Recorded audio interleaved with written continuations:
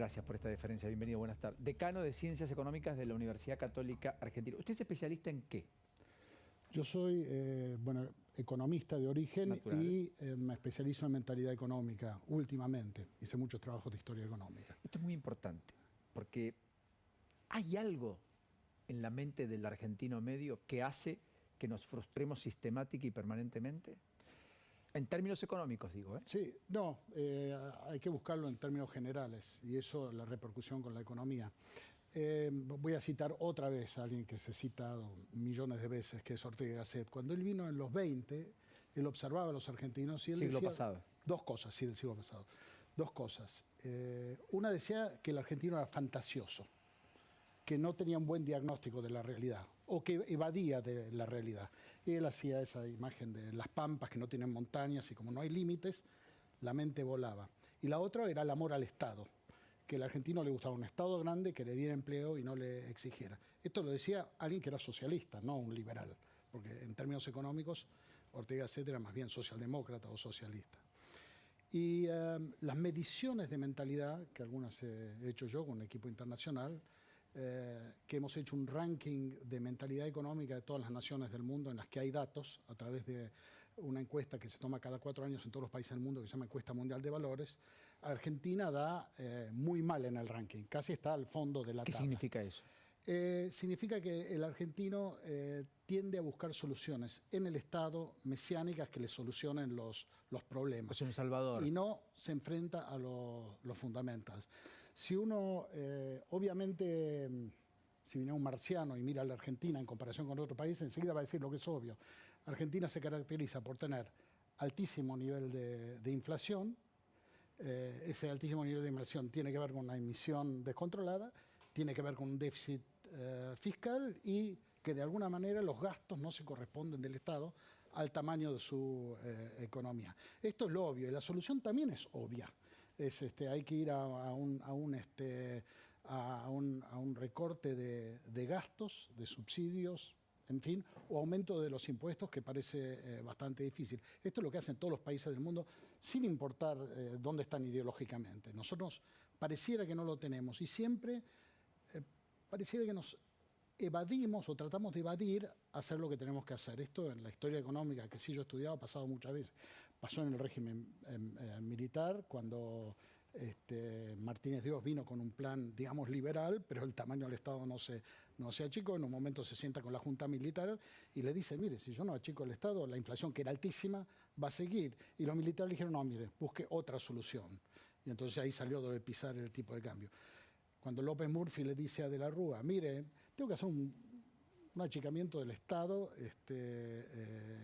del 10% de los salarios, creo que en ese 13%. momento. Sí, 13%, bueno, ya sabemos, lo eyectaron y se buscó otra salida que parecía no dolorosa. O sea que el argentino el sacrificio les esquivo.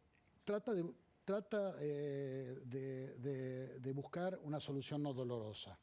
Pese a que el sacrificio es mayúsculo. Y cada uno que nos está viendo dice, pero yo hago sacrificios todos los días. El sacrificio siempre se hace porque la economía es justa.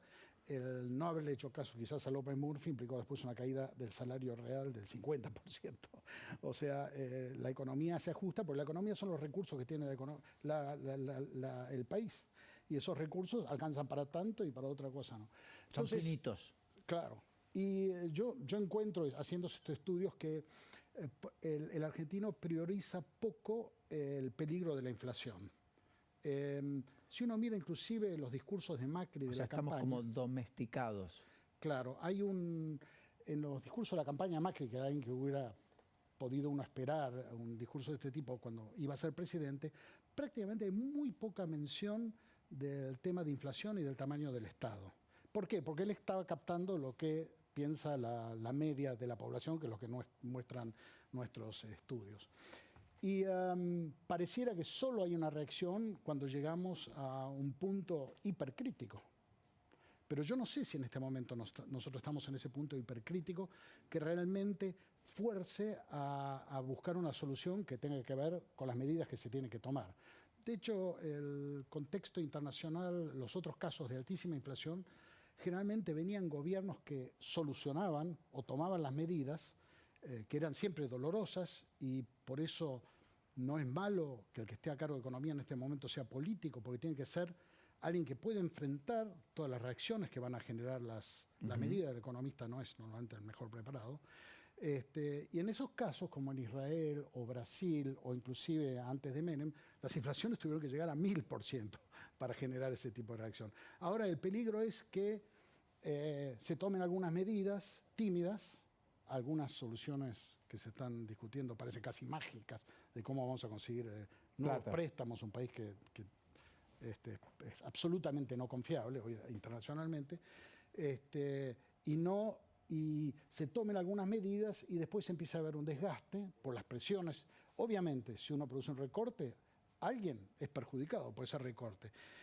Y mientras que nosotros vamos a tener rápidamente manifestaciones de todos los damnificados, yo no he visto una manifestación pública que llene la 9 de julio contra la inflación.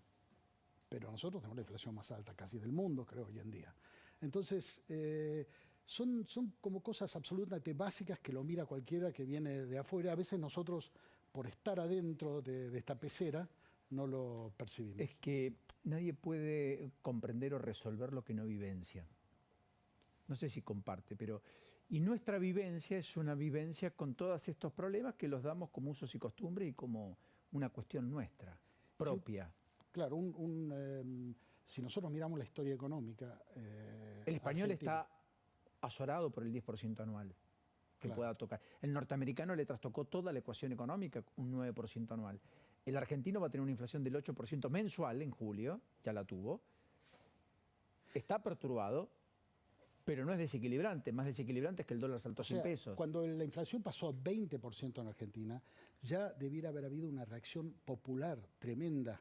Los políticos debían haber estado, pero en los últimos 10 años tuvimos 37,5% de inflación promedio anual. Por eso, exactamente. Y si uno mira la historia argentina, desde casi la independencia, prácticamente todos los años de nuestra historia han sido de déficit fiscal. Y hemos tenido episodios inflacionarios a lo largo de nuestra historia, no ahora. En la época de Rosas, 600% de inflación en todo su periodo de gobierno. Hemos generado inflaciones en 1890, en la plena década dorada. Después del 46, empezó la inflación sostenida en Argentina y nunca más prácticamente se detuvo hasta un pequeño intervalo que es el de Menem. Y después retornó y convergió a su nivel histórico o más, ¿no? ¿Sabe qué es apropiado? Porque dijo Menem y allí el espejismo de un peso, un dólar, un peso, hizo que la sociedad anclara expectativas. Hoy se discute la dolarización. ¿Es una salida? ¿Es una puerta de entrada?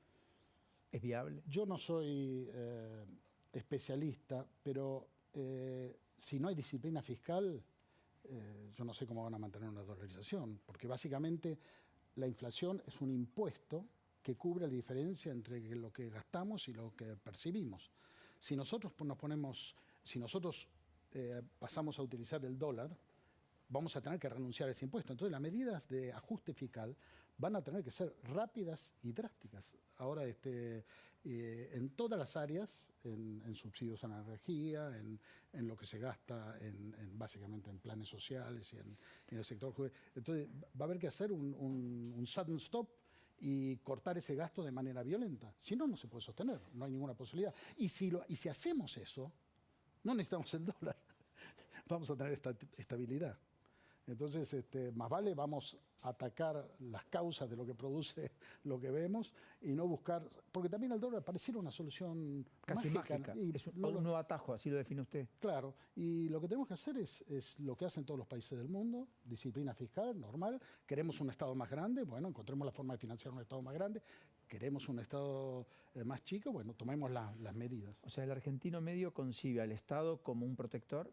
Ayúdeme por lo que decía usted. En el índice no medía exactamente eso. El índice que hicimos, que ya vamos por la segunda edición, medía cuánto creía la población, porque estaba hecha en base a encuestas que se hacen a toda la población en todos los países del mundo. Lo interesante es que la misma pregunta en todos los países del mundo es eso. ¿Cuánto cree el individuo en la economía de mercado, en la competencia, en la responsabilidad individual? Y en el otro extremo es cuánto cree que el Estado tiene que solucionarse los problemas del individuo. Y entre los primeros puestos tienden a estar lo que llamamos la anglósfera, países como Estados Unidos, Nueva Zelanda, Australia. Y ahí, muy cerca del segundo puesto, en el segundo puesto están todos los países del norte de Europa. Suecia, Noruega, Holanda, Dinamarca, que son países muy pro mercado y pro disciplina. Y en el otro extremo están los africanos, Argentina y Chile. Eso es interesante. ¿Argentina y? Chile. Chile es mentalmente en estas mediciones muy similar. Cuando yo saqué las primeras mediciones del índice, las sacamos, fuimos muy criticados porque nos decían Chile había cambiado. Era antes de lo que pasó ahora, ¿no? Chile había cambiado, Chile tiene otra mentalidad y bueno, hasta que pasó lo que pasó y se vio que irrumpió esa mentalidad que estaba, digamos, reprimida de alguna manera. O latente siempre y que encontró un canal de expresión. Carlos, lo último. ¿Hay margen para el optimismo? ¿O hay que darse un baño de realidad, ajustarse los cinturón? Yo vi ahora en el gobierno alguna indicación de que iban a atacar lo que tenían que atacar. Para eso, porque después hubo eso y otra cosa al mismo tiempo. Entonces estamos un poquito quizás perdidos, mareados en qué. Pero yo lo que no estoy seguro, yo creo que al final se van a tomar las medidas, pero como dije, no sé si la situación ha llegado a la gravedad suficiente como para generar un, digamos, deseo social que fuerce a los políticos a tomar las medidas de ordenamiento de la economía que tienen que... Hay un efecto de la inflación que es terrible, y especialmente por los pobres, pero para toda la economía en general, que mata el sistema financiero. Nosotros somos un país que vive sin prácticamente las mediciones que hay de tamaño del sistema financiero, son ridículas. Nuestra bolsa es ridícula comparativa. Los créditos al sector privado son ridículos.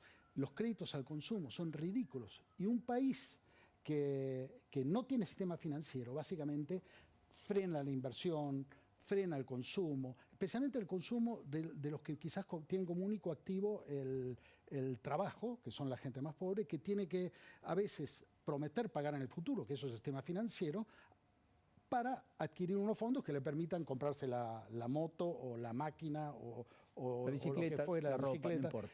Y somos un país, hay una, si me permite una última anécdota, fue un argentino a Australia y la empleada doméstica estaba con él y le dijo, ay, ¿cómo es Argentina? Sí, ¿y hay préstamo hipotecario en Argentina para comprarse la casa? Le dijo, no hay préstamo hipotecario. ¿Cómo? Le dijo la empleada. Ese es un derecho humano. Y así estamos, como que nos hubieran amputado las manos a todos los individuos y a la economía en general. Le agradezco mucho. Gracias por la invitación. Hasta la próxima. Muy gentil. Pausa. Ya venimos.